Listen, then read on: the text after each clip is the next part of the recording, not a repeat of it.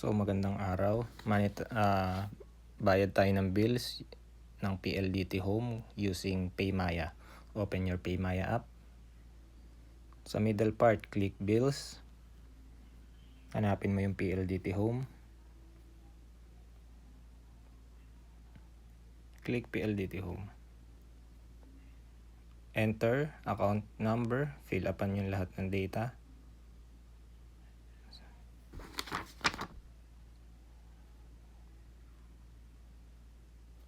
Click amount.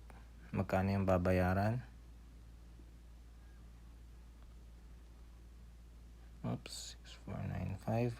5 buwan na kaming hindi nagbayad dahil sa pandemic. Phone number.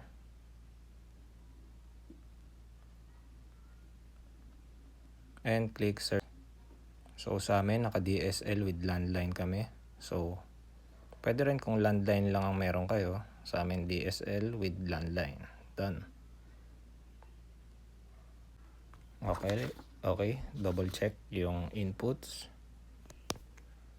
bago natin i-click yung pay.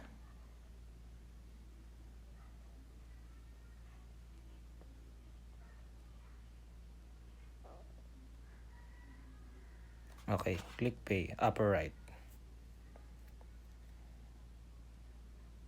Okay, payment receipt. So, nakapag-transfer na tayo.